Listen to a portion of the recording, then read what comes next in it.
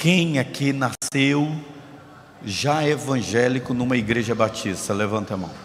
Ok, pouquíssimos. Isso quer dizer que nós avançamos muito na evangelização. Nós, os batistas, há mais de 30 anos, nascemos em uma estrutura onde o culto da quarta-feira é chamado de culto doutrinar, culto de crescimento cristão. E aí é um culto muito, ou eu acho que muito pouco frequentado em toda a igreja. Algumas pessoas geralmente falam assim comigo: não, mas na Cibapa quarta-feira é bem frequentado. Não é não. Em proporcionalidade, não é. Uma igreja que tem 1.400 membros com uma frequência de 100, 150 é o mesmo que uma igreja que tem 300 membros e aí você tem 40, 50 pessoas no culto de crescimento cristão. Então, na verdade, é assim: o culto de oração e culto de doutrina é um culto que é pouco frequentado. E durante esses 11 anos, a gente tentou fazer um culto onde a gente colocava um ponto doutrinário dentro de um contexto que atraísse as pessoas para as suas necessidades. Mas a Bíblia diz que o meu povo perece por falta de conhecimento. O meu povo perece por falta da profecia. Não havendo profecias, o povo se corrompe. Então, na quarta-feira, ao menos, a gente vai tentar dar um norte em 2019, que é um norte diferenciado para o culto do domingo, onde nós temos a galera do domingo e que geralmente não está nos cursos que a igreja oferece. Eles estão no pequeno grupo e ele acha que isso basta, e a gente precisa doutrinar, ou melhor, doutrinar. A palavra é doutrinar a galera do domingo. E nós aqui na quarta-feira aperfeiçoarmos aquilo em que nós cremos. O Salmo 33 diz assim, se você puder abrir a sua Bíblia, Salmo de número 33, porque eu vou falar uma temática que depois da leitura do texto eu vou explicar para os irmãos aqui. Salmo 33 nos diz assim, a partir do versículo 4, desculpem. Salmo 33, a partir do versículo 4. Pois a palavra do Senhor é verdadeira, Ele é fiel em tudo o que faz, Ele ama a justiça e a retidão. Amém? A terra está cheia da bondade do Senhor. Mediante a palavra do Senhor foram feitos os céus e os corpos celestes, pelo sopro da sua boca. Ele ajunta as águas do mar num só lugar, das profundezas faz reservatórios. Toda a terra tema o Senhor, tremam diante dele todos os habitantes do mundo, pois ele falou e tudo se fez, ele ordenou e tudo surgiu. O Senhor desfaz os planos das nações e frustra os propósitos dos povos, mas os planos do Senhor permanecem para sempre. Vamos ler juntos? Vamos lá? Mas os planos do Senhor, os propósitos do seu coração por todas as gerações. Você pode ler o versículo 12 comigo? Vamos lá? Como é feliz a nação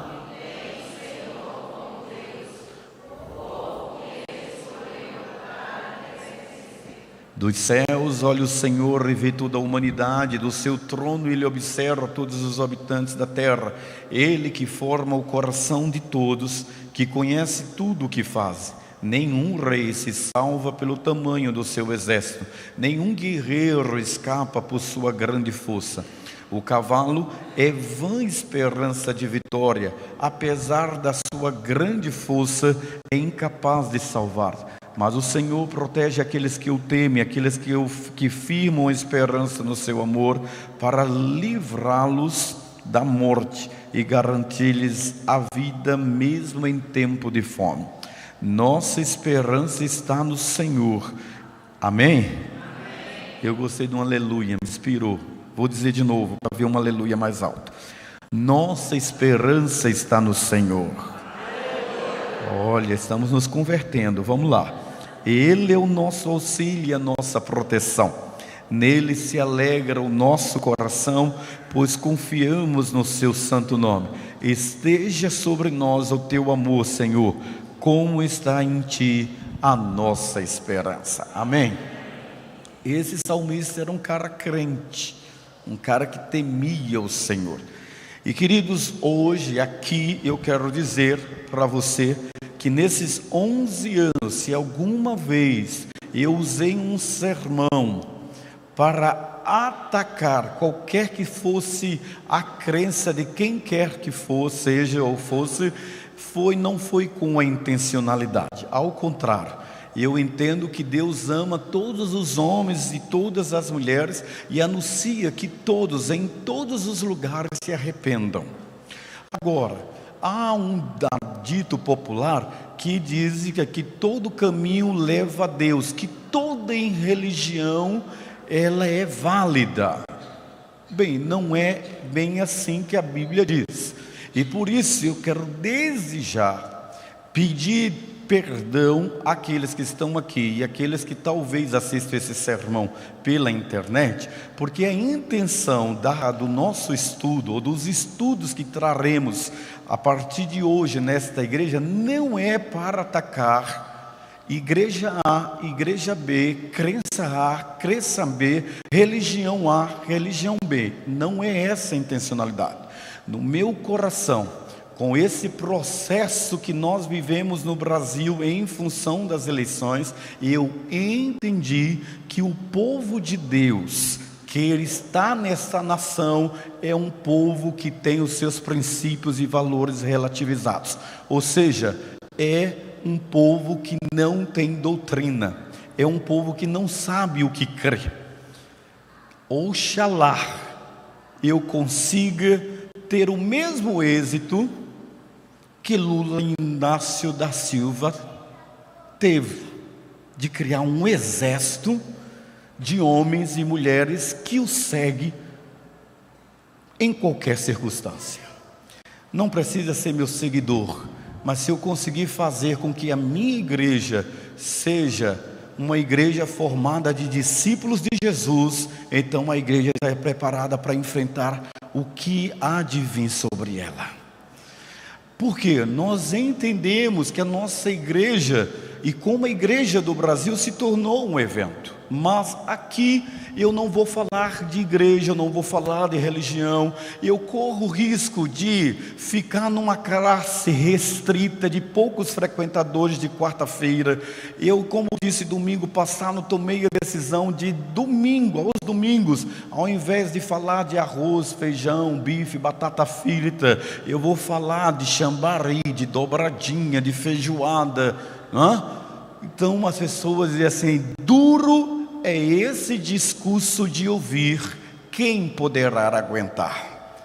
Mas nós precisamos restaurar a nossa identidade. E um dos problemas da nossa nação é que Jesus, que Deus não é o Senhor dela. Nós somos uma sociedade que no seu berço e entendimento, no seu escopo de formação, pela forma como o cristianismo chegou aqui no século XVI, no século XV e século XVI, o cristianismo chegou aqui de tal forma que nós nos tornamos uma sociedade judaico-cristã. E como sociedade judaico-cristã, a nossa visão de família, a nossa visão de sociedade é pautada em princípios que vieram transpondo culturas. Com o passar do tempo, a sociedade, a Europa e agora quase todos os continentes procuram sepultar aquilo que começou na década de 80 com o movimento chamado Nova Era. Ou seja, a era do peixe passou, agora nós estamos na era do aquário. A era do cristianismo já deu, e tudo que tem pinceladas do ensinamento do cristianismo há uma conspiração cosmológica e satânica para diluir do coração do ser humano. A verdadeira e a mais perigosa apostasia que o cristianismo pode vivenciar não é aquele que diz: eu não creio em Cristo. é aquele que crê no Cristo, mas relativiza os princípios do cristianismo. Ou somos ou não somos. Feliz é a nação cujo Deus, o Senhor, significa que nós vivemos em uma civilização, em uma sociedade idólatra. A idolatria sempre trouxe a ira de Deus. E por isso vou reforçar, meu amigo, de qualquer outra crença. A intencionalidade desse estudo não é atacar a sua crença, mas reafirmar o que nós, evangélicos, no seu compêndio teológico, nós cremos. Não é o que o crente A, B e C crer ou não crer, mas é o que é a nossa declaração doutrinária. Então eu vou pregar, não é o que o membro da minha igreja. A minha igreja está dividida nos seus princípios, nos seus valores, porque vivemos no século 21, onde as pessoas pulverizaram os princípios e relativizaram os seus valores, se autopastoreando, se auto-intitulando doutor em teologia, doutor em Bíblia, através do princípio da liberdade de pensamento, que é o certo. Porém, nós, enquanto corpo de Cristo, enquanto denominação, enquanto igreja, nós temos a nossa declaração doutrinária e nós vamos estudar o que nós cremos, enquanto instituição, enquanto organização, enquanto unidade religiosa.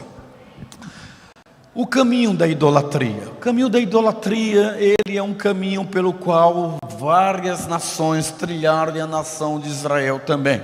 Em 1 Samuel capítulo 12, versículo 20 a 21, você pode anotar aí no seu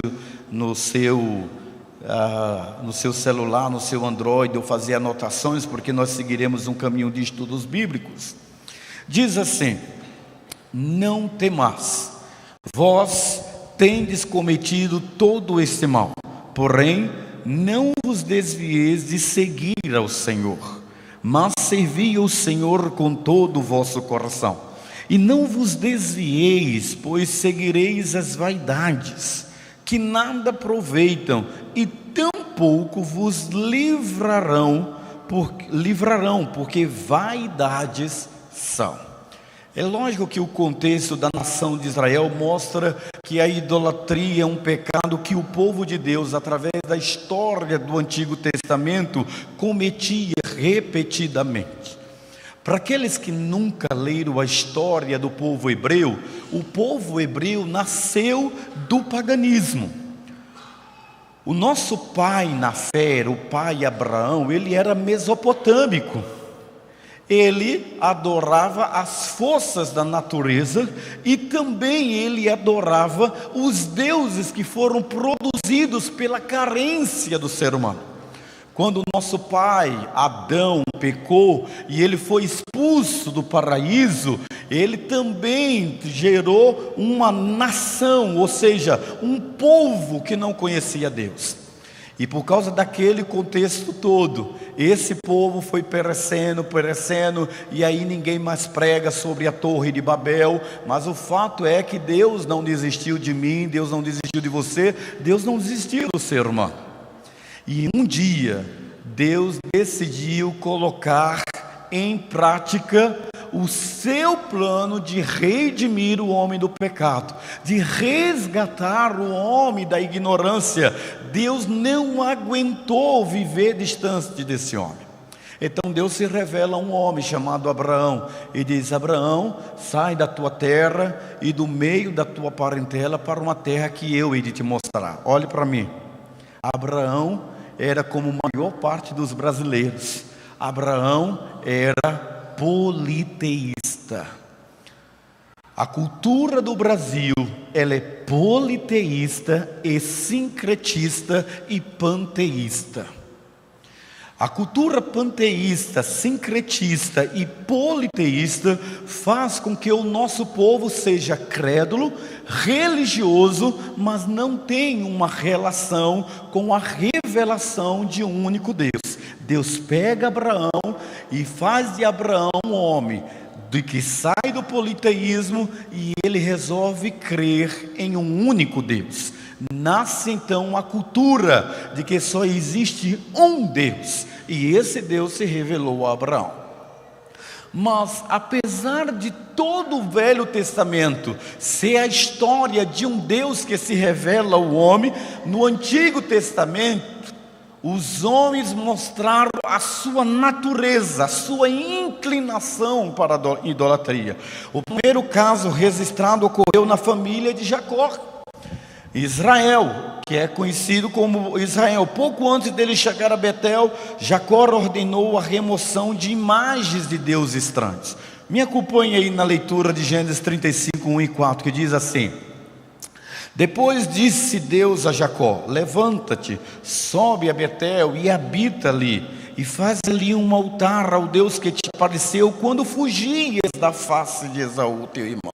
Então disse Jacó à sua família e a todos os que com ele estavam: lançai fora, olha o que aqui diz o texto: lançai fora os deuses estranhos que há no meio de vós, e purificai-vos, e mudai as vossas vestes. Levantemo-nos e subamos a Betel, ali farei um altar ao Deus que me respondeu no dia da minha angústia, e que foi comigo no caminho por onde andei.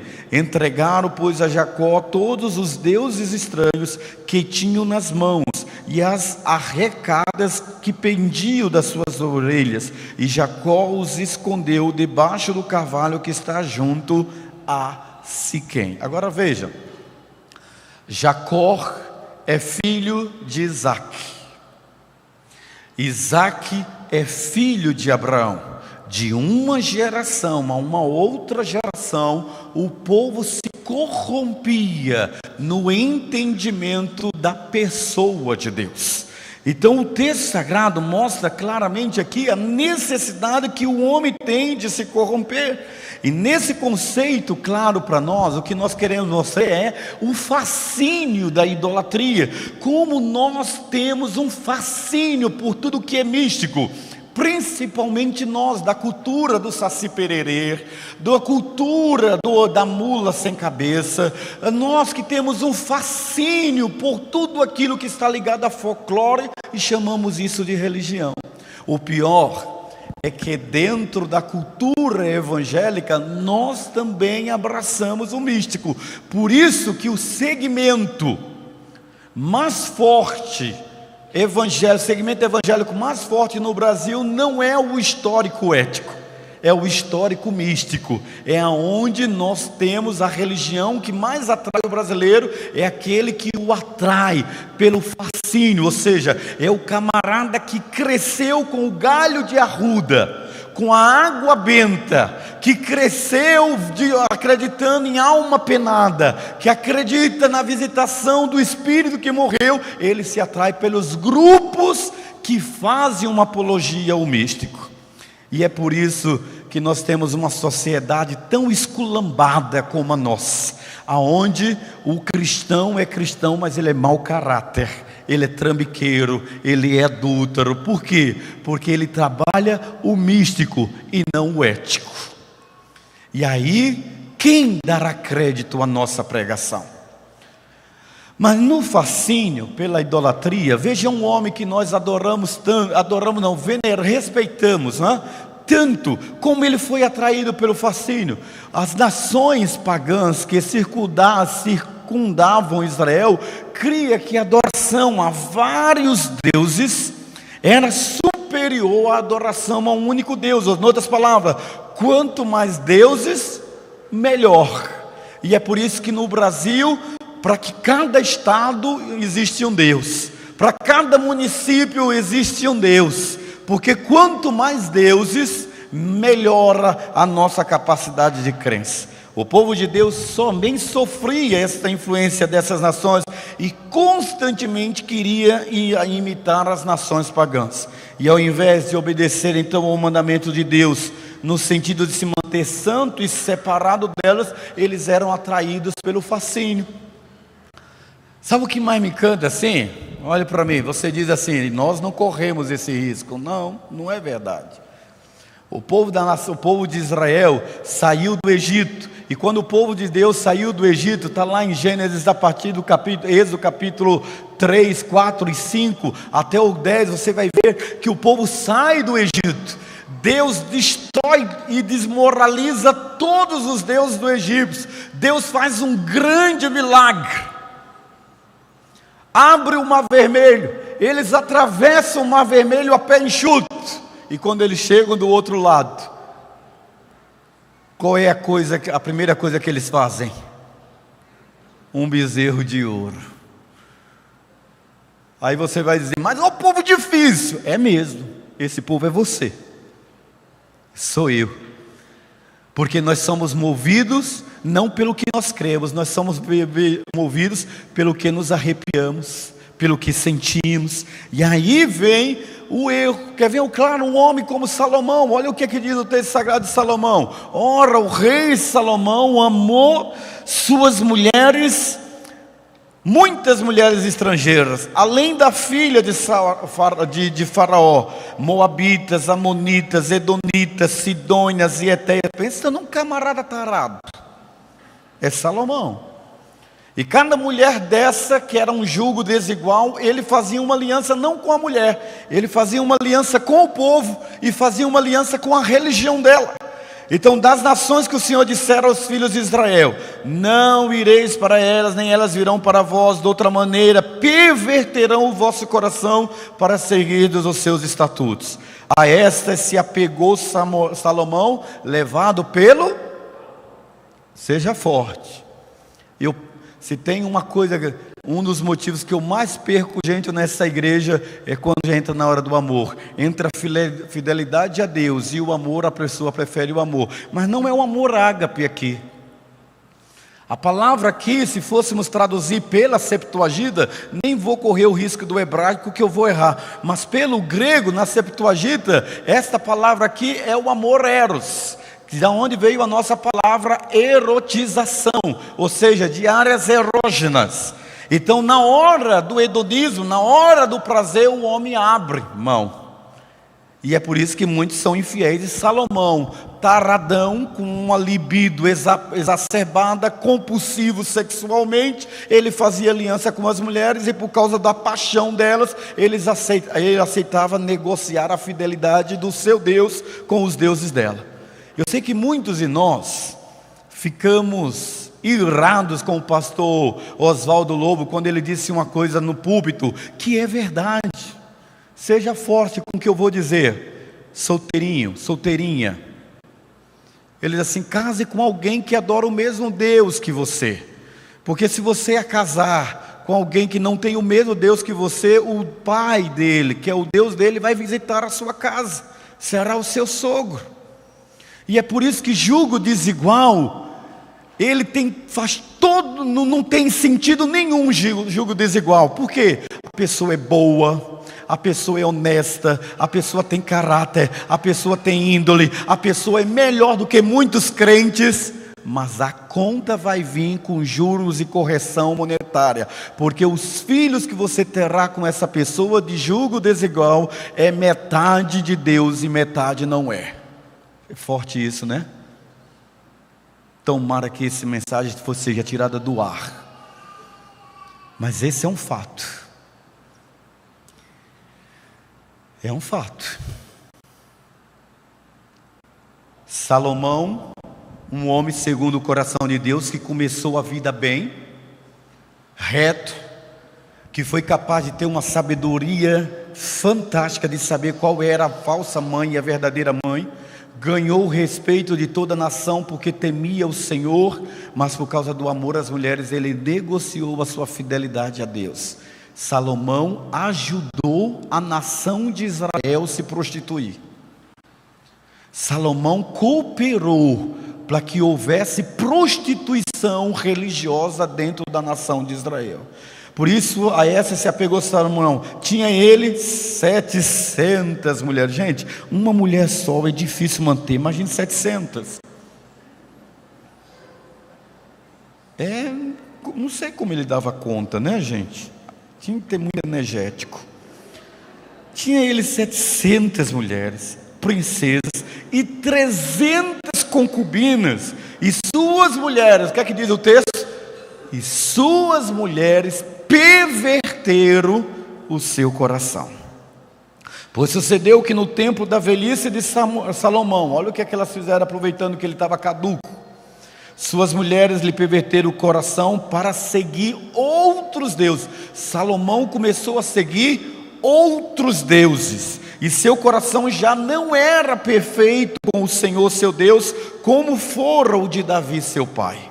Salomão começou bem e terminou mal.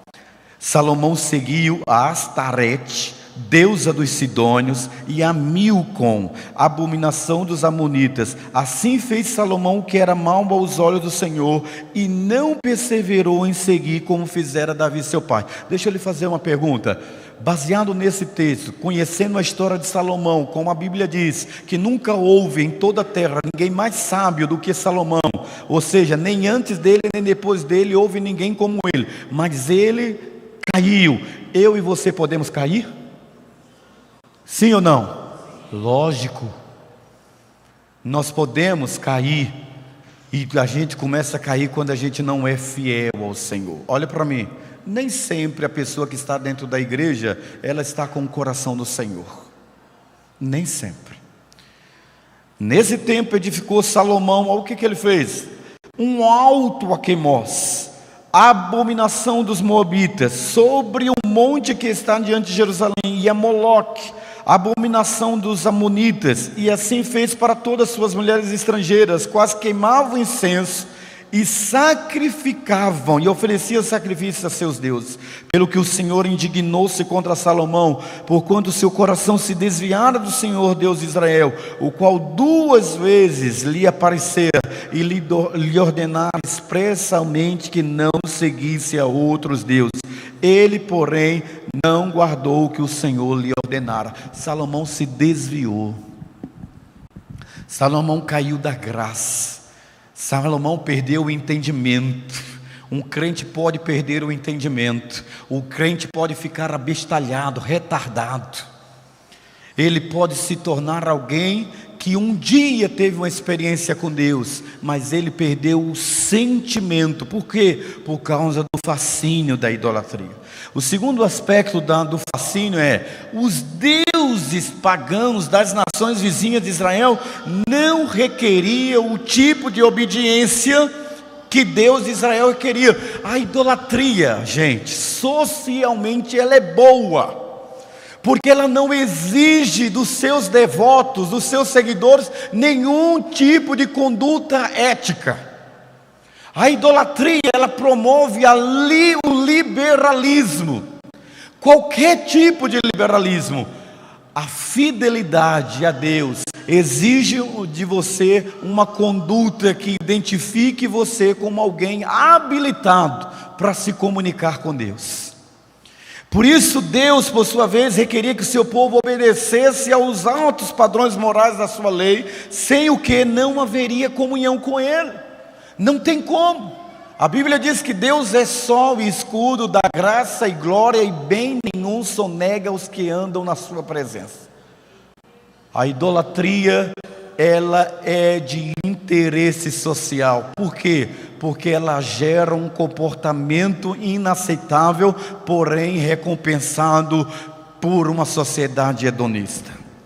Um outro fascínio da idolatria é que, por causa do elemento demoníaco da idolatria, ela às vezes oferecia as bases limitadas, benefícios materiais e físicos temporários. Eu demorei a me converter a isso.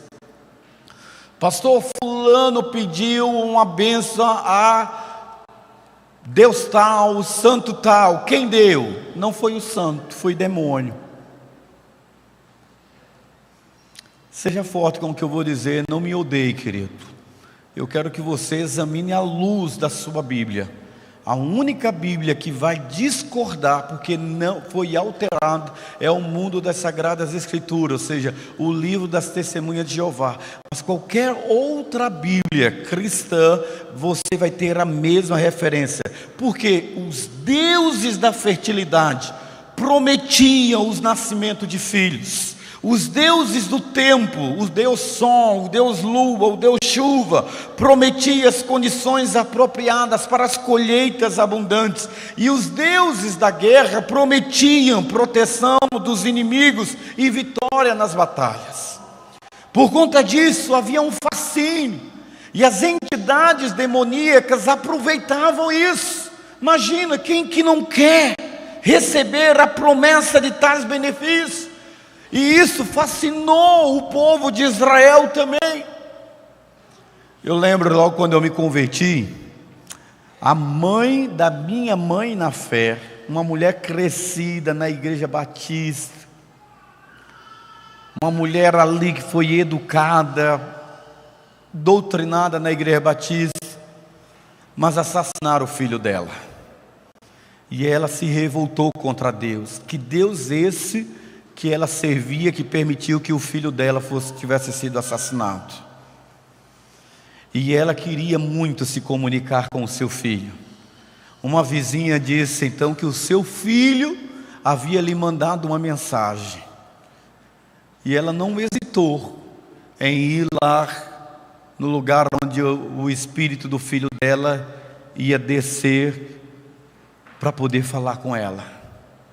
Não são poucos os cristãos que veem horóscopo ainda, que tem medo de sexta-feira 13, que não passa debaixo de uma escada, que acredita no anjo da guarda.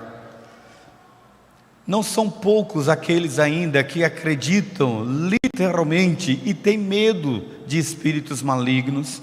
Pessoas que não entenderam de que não existe nenhuma condenação para os que estão em Cristo Jesus nosso Senhor, de que nós rompemos com o paganismo, e que toda revelação de Deus é as Sagradas Escrituras. A Bíblia é a nossa única regra de fé e prática, e qualquer coisa que não esteja na Bíblia tenha por anátema.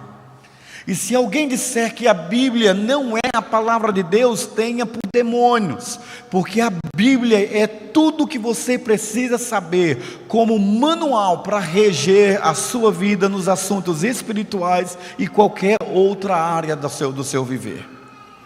O problema é que o meu povo perece por falta de conhecimento. Benefícios materiais. Eu lembro quando eu não cria nessas coisas, sendo cristão, eu e Lídia ganhamos de presente umas pedras, sinos do vento. E aí, como batista, disseram para nós que não tinha nada a ver o sino dos ventos. E nós ganhamos de uma amiga nossa que era batista e agora era esotérica, de projeção astral. Nós colocamos na varanda da nossa casa. Quando o vento via, tocava aquele negócio lá bonito, aquelas pedrinhas batia.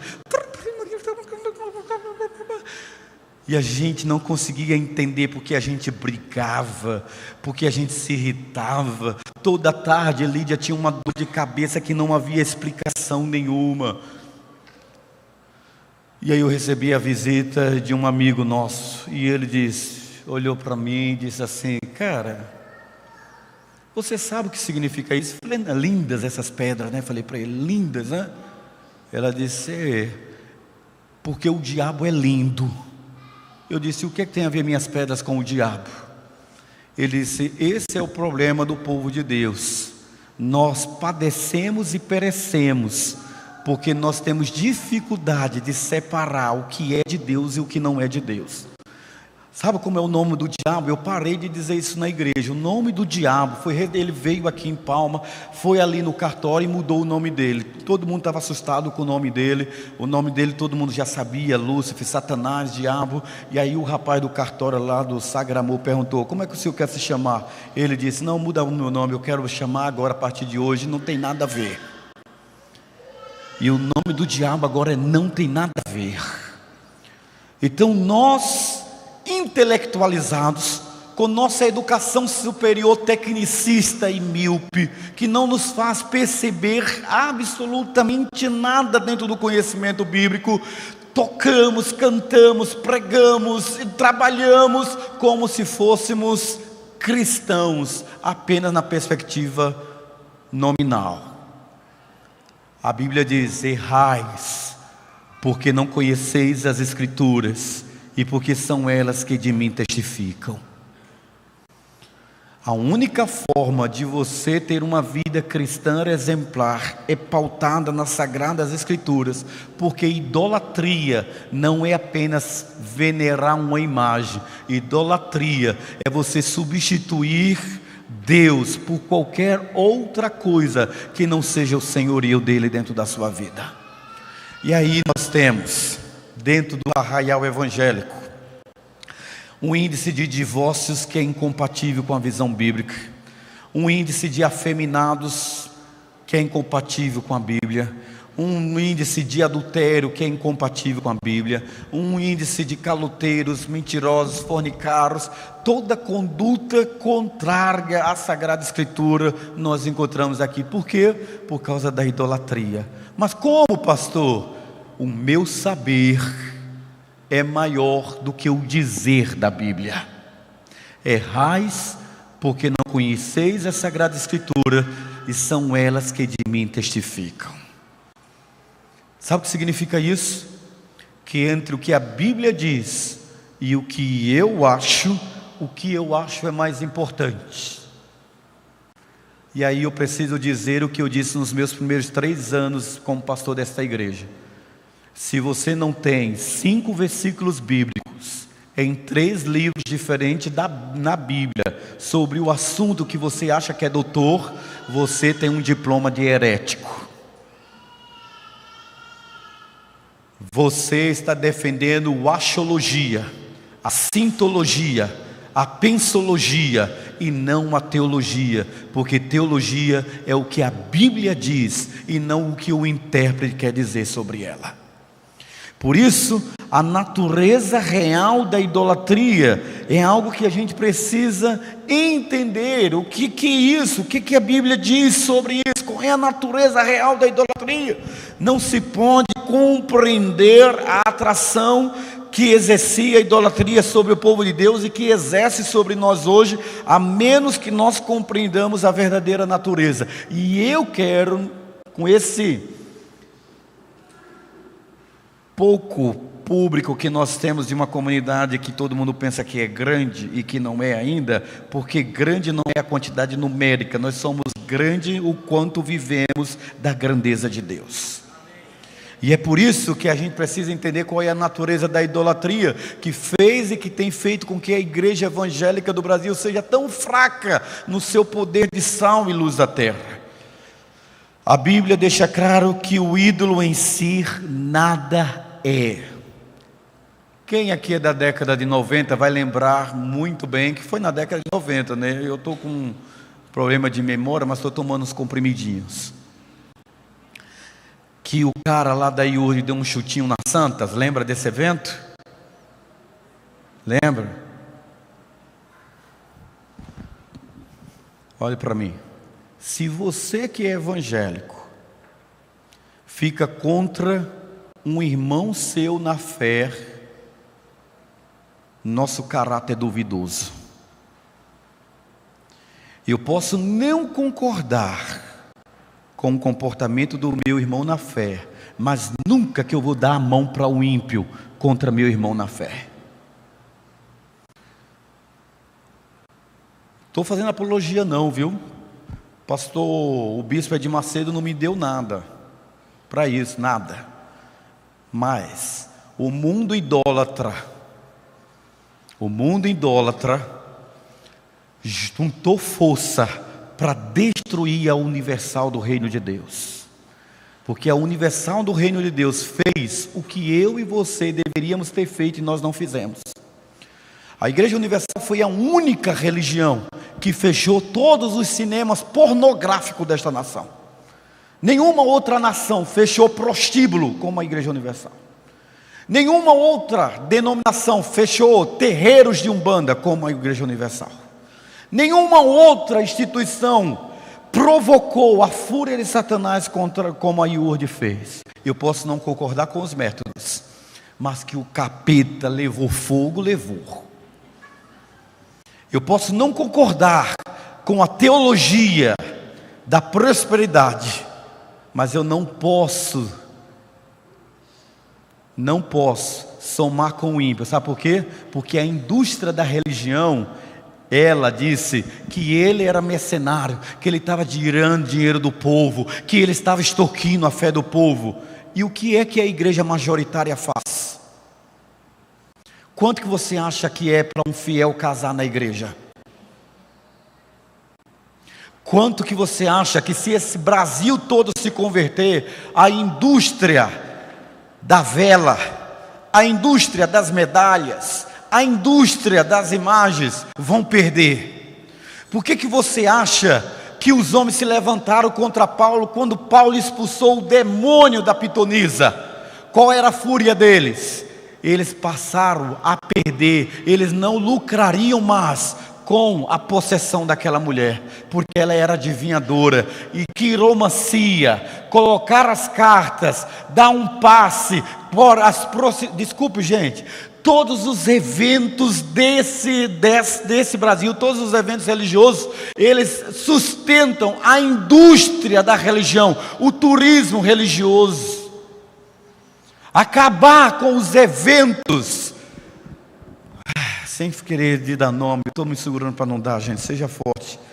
Acabar com o dia do padroeiro, perde a rede hoteleira, perde a indústria das velas, perde a indústria, todas as indústrias, perde tudo, porque religião está lucro. Então não é só a IURD, não são os batistas, não somos só nós que movimentamos dinheiro. O Brasil religioso movimenta a indústria da religião. Mas o que nós fazemos? Olhe para mim, vou lhe dar uma ilustração rápida. Roma, história, né? Eu sei muita gente aqui que é estudioso sabe muito bem disso. Roma odiava os judeus. Os judeus odiavam Roma. Me dá um inimigo comum aos dois apareceu.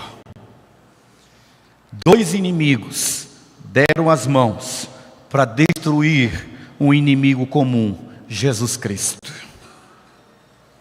Então a gente tem que parar de ser alienado, de ser burro e querer ficar atacando servos de Deus, homens de Deus.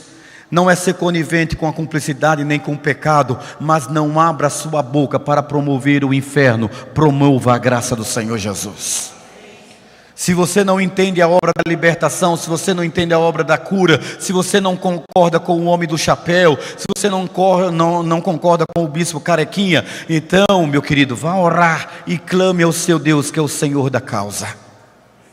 Mas não fique se unindo ao ímpio, porque o ímpio está dizendo assim para você: cara, aquele cara está... E você desce a lenha, porque ele não é da sua denominação. Esse mesmo ímpio que está comungando com você para metralhar o cara da outra denominação, um dia ele vai metralhar o seu pastor e a sua igreja. Quando nós tivermos coragem de defender os nossos pontos éticos, porque os nossos pontos éticos a sociedade detesta. A sociedade não suporta. Jeremias capítulo 2, versículo 11 diz assim: acaso trocou alguma nação os seus deuses, que contudo não são deuses? Mas o meu povo trocou a sua glória por aquilo que é de nenhum proveito. Eu gosto de Jeremias 16, 20, não sei se eu coloquei aqui, mas diz assim: pode um homem fazer para si deuses? Esses tais não são deuses, não são. Eu e você sabemos disso, eu e você sabemos. E não me venha com a ideia de que, não, mas nós não adoramos, é apenas uma representação, é apenas uma figura. É idolatria.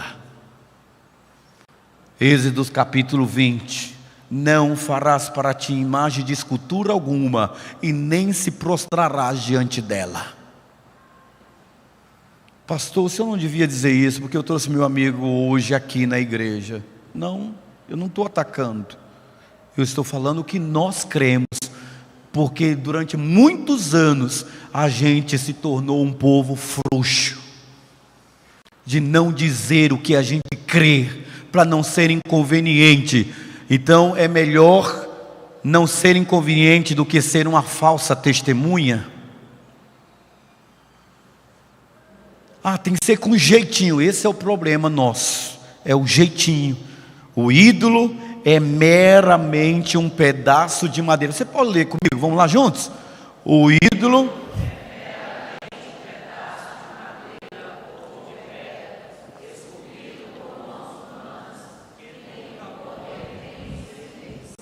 não tem nenhum poder de si mesmo.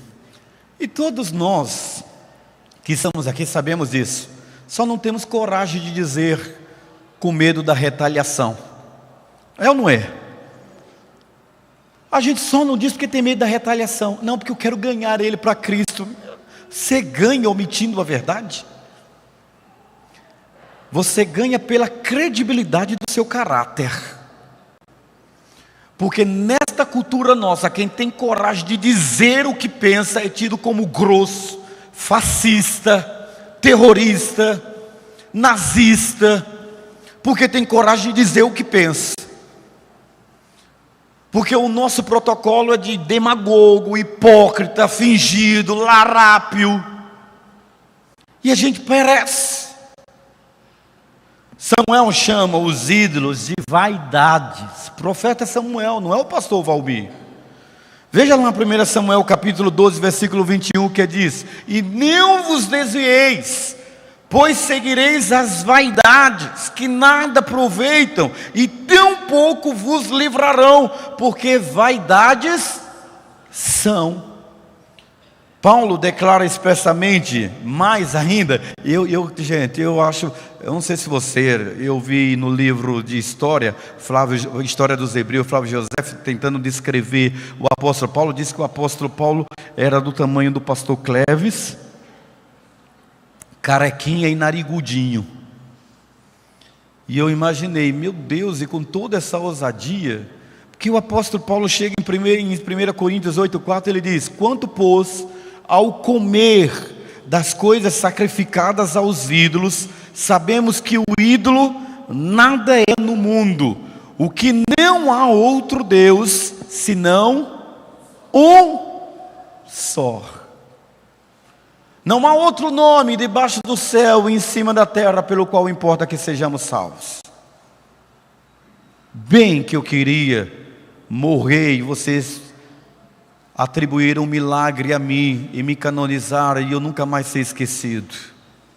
Eu acho que ficaria top uma imagenzinha minha ali naquela parede ali. Mas a Bíblia diz que só existe um Deus. Amém? Só existe um mediador entre Deus e os homens, Jesus Cristo. Só existe um que morreu que nasceu e não teve o pecado, e morreu e ressuscitou, e no sepulcro está escrito: não está aqui, ressuscitou. É o seu Deus, é o meu Deus, é por isso que Ele é o meu e o seu Salvador. E a gente tem vergonha de fazer essa defesa. É engraçado, né? A gente tem vergonha. Paulo diz em 1 Coríntios 10, versículos 19 e 20: mas que digo? Que o sacrificado ao ídolo é alguma coisa? Ou que o ídolo é alguma coisa? Antes digo que as coisas que eles sacrificam-nas ao que, gente? Não, gente, não foi eu que disse, foi Paulo. E não a Deus. E não quero que sejais participante com os demônios. Forte isso, né? Eu sei que você vai sair daqui orando pela sua família e pelos seus parentes. Porque agora você entendeu que por trás de todos os ídolos tem um demônio, espíritos malignos, que é onde está a resposta que você está procurando. Por que tanta dor, tanto sofrimento, tanta tristeza, tanta miséria? Porque aonde há demônios tem destruição. Aonde tem demônio tem doença sem diagnóstico, aonde tem demônio tem miséria, aonde tem demônio tem intriga, e eles estão por trás da idolatria. Por esta razão, os salmistas e os profetas frequentemente zombavam dos ídolos. Não somos nós. O texto sagrado mostra exatamente isso. Veja o que diz o Salmo de número 115. Os ídolos deles são prata e ouro, obra das mãos do homem. Isso é ótimo para evangelizar. Tem boca, mas não falam. Tem olhos, mas não veem. Tem ouvidos, mas não ouvem. Tem nariz, mas não cheiram. Tem mãos, mas não apalpam. Tem pés, mas não andam. Nem som algum sai da sua garganta. Semelhante a eles, sejam os que fazem e todos os que nele confiam. Você pode dizer misericórdia? Curve a sua cabeça. Pense numa pessoa que precisa se libertar desse engano. Ore por ela agora. Queria que você orasse por essa pessoa. Eu saí de lá e você também saiu de lá. E nós precisamos orar agora por eles, em nome de Jesus. Peça para Deus. Pai, em nome de Jesus. O Senhor ama todo homem e toda mulher, nesta cidade, nesse estado, nessa nação. O Senhor ama nossos pais. E às vezes nós estamos pagando e sofrendo, porque anos de idolatria, e a tua palavra diz que os pais chuparam as uvas, mas os filhos ficaram com os dentes manchados. Pai, em nome de Jesus, tire toda a cegueira espiritual da minha tia, do meu tio, dos nossos tios, dos nossos pais, dos nossos irmãos, daquele que nós amamos, ó Pai. Nós não aceitamos que o Deus desse século, que tem cegado o entendimento deles, não lhes permita os enxergar a verdade. E toda a filosofia religiosa enganadora, nós destruímos pela fé agora em nome de Jesus. Nos ensine a amá-los em todo o tempo. Nos ensine a entender que o Senhor se revelou a Abraão, se revelou a Davi, se revelou ao Senhor, meu Deus, a Jacó, se revelou a nós e vai se revelar, porque feliz é a nação cujo Deus é o Senhor. O problema do Brasil é a idolatria, Senhor. A idolatria traz corrupção, a idolatria traz engano, a idolatria traz injustiça, a idolatria traz impunidade, a idolatria traz prostituição, a idolatria traz vícios, a idolatria traz guerras, pelejas e disputas. Nós queremos essa nação para Cristo, Senhor. E a tua palavra diz: pede-me, eu te darei as nações por herança e os confins da terra por tua possessão. Nós pedimos o Brasil para Deus. Nós pedimos o Brasil para Jesus. Pai, agora, Deus, nós pedimos que o Senhor, que é sol e escudo da graça e glória, e bem nenhum sonega os que andam na tua presença, ouça a oração deste lugar e tire de nós qualquer situação, ou nos tire da posição que o Senhor não quer que nós estejamos, porque o Senhor não nos deu outro espírito, senão um espírito de coragem, de moderação e de força, em nome de Jesus, amém. Deixa eu dizer para você, o Salmo 135 diz assim, põe aí para mim, Ana, Salmo 135, lá na minha tela novamente. Olha que diz procurando assim: os ídolos das nações são prata e ouro. Ele repete: obra das mãos dos homens, tem boca, mas não falam, tem olhos, mas não veem, tem ouvidos, mas não ouvem, nem há sopro algum na sua boca. Semelhantemente, a ele se tornarão os que os fazem e todos os que nele confiam. Então está na Bíblia. Quando nós entendemos esse conceito, claro, a gente começa a entender o que a Bíblia quer falar para mim e para você, que por trás de toda idolatria, e isso eu quero enfatizar para você, posso soltar a próxima tela? Por trás de toda idolatria, há demônios que são seres sobrenaturais, controlados pelos demônios. Tanto Moisés quanto os salmistas associam os falsos deuses com demônios. Não é forte isso, gente? Oxalá queira que Deus abra os seus olhos que estão aqui. Moisés escreve em Deuteronômio, capítulo 32, versículo 17, ele diz: ofereceram sacrifícios aos demônios, não a Deus, a deuses que não haviam conhecido, deuses novos, que apareceram há pouco, aos quais os vossos pais não temeram. Note que o apóstolo Paulo diz na sua primeira carta aos Coríntios a respeito dessas coisas, e ele diz assim, Paulo é muito forte, versículo 20, ele diz: as coisas que os gentios sacrificam os demônios e não a Deus. Em outras palavras, eu quero dizer assim, que o poder que age, olhe bem, seja forte, e você vai ter todo o direito de discordar de mim, mas você vai ter que discordar da Bíblia. E não importa se você concorde comigo ou não, uma coisa eu decidi: não vou deixar de dizer a verdade, para, se possível, salvar alguns. O poder que age por trás da idolatria é o dos demônios, os quais têm muito poder sobre o mundo e os que são deles. O cristão sabe com certeza que o poder de Jesus Cristo é maior do que todos os demônios, amém? Porque a Bíblia diz que não existe outro nome debaixo do céu, nem em cima da terra, pelo qual importa que você seja salvo dessa idolatria, desse ato demoníaco. O Brasil está debaixo de uma atmosfera extremamente demonizadora, e os demônios só não destroem essa nação, porque Deus ainda colocou nessa nação a igreja do Senhor Jesus Cristo, e muitos não se dobraram ainda a Baal. A igreja tem orado, e as portas do inferno não vão prevalecer contra ela.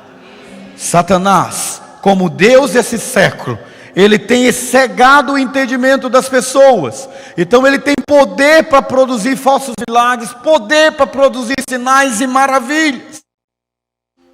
A ênfase que nós queremos dizer é que ele tem poder para proporcionar às pessoas benefícios. E esses benefícios físicos e materiais, sem dúvida, contribuem para que haja prosperidade dos ímpios. Abacuque ficou frustrado. Deus, por que o ímpio prospera? E Deus respondeu para ele o que ele responde para mim e para você nessa noite: o meu justo não vai viver pelo que ele angaria neste mundo. A prosperidade material não diz que você está bem. O teu caráter cristão diz se você está bem. O teu sucesso profissional não diz que você é do Senhor, mas o teu poder de testemunhar quem é o Senhor diz de quem você é filho. E Deus disse para Abacuque: o meu justo, Abacuque, não viverá pelo que tem, viverá pela fé. Por isso mais vale o pouco que o justo tem do que a riqueza de muitos ímpios. Esse é o homem temente ao Senhor. Pode soltar o próximo. A correlação entre a idolatria e os demônios vê-se mais claramente quando nós percebemos a estreita vinculação entre as práticas religiosas pagãs. Me perdoe se eu vou te ofender, mas práticas que envolvem o espiritismo, a magia negra, a leitura da sorte, a feitiçaria, a bruxaria, a necromancia e coisas semelhantes como essas, mostra claramente a influência dos demônios na minha vida, na sua casa, na minha casa. Fizemos uma caravana, um grupo de seminaristas, eu fazia parte, fomos para Salvador. Em Salvador nós visitamos várias igrejas, e muita gente, parente de pessoas evangélicas que gostaram muito da gente, nos deram vários presentes. E nós recebemos aqueles presentes. Camisas em inglês que a gente não sabia o que era. Camisas com desenhos. Fintinha do Senhor do Bonfim. Lembrancinhas de várias coisas. Nós voltamos para João Pessoa, na Paraíba.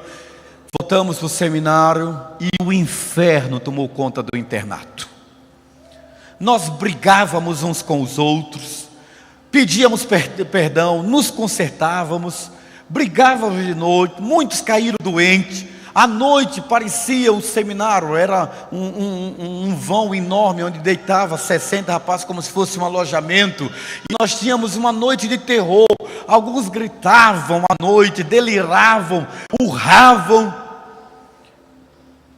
E um dia, tia Vilsa, que dorme no Senhor, era uma ex-freira, diretora do internato, ela subiu, acendeu a luz, fez todo mundo acordar, e ela diz: há ídolos guardados entre vocês, e por isso há uma base legal para Satanás estar agindo. O que vocês receberam de presente da titia, do vovô, da vovó, e que você não quis ser delicado, mas recebeu algo que está trazendo legalidade para espíritos malignos estarem aqui. Vamos fazer uma vasculha. Pensa no tanto de coisa que a gente tirou, coisas com mensagens subliminares, coisas ocultas, tenebrosas, aquela caveirinha simples, aquilo lá, aquela mensagem. Fizemos uma fogueira. E um dos nossos colegas, na hora que tocamos fogo, ficou endemoniado. Mas é crente. Epa, não quero entrar nessa questão teológica. Mas quando você adultera, foi um anjo ou foi um demônio que levou você para o adultério? Quando você rouba, é um anjo ou um demônio que levou você para roubar? Quando você desce a lenha em alguém, é um anjo ou um demônio que está dizendo: use a língua para falar mal do outro? Quando você faz todo tipo de besteira que contraria os seus princípios, é um anjo ou um demônio? Agora você responde: um crente que você se considera crente pode ser inspirado por um demônio ou por um anjo? Depende. Quanto tempo você gasta com as coisas de Deus e quanto tempo você gasta com as coisas que não são de Deus. Porque a boca fala do que o coração está cheio. Você alimenta a sua alma com o quê? E de quê?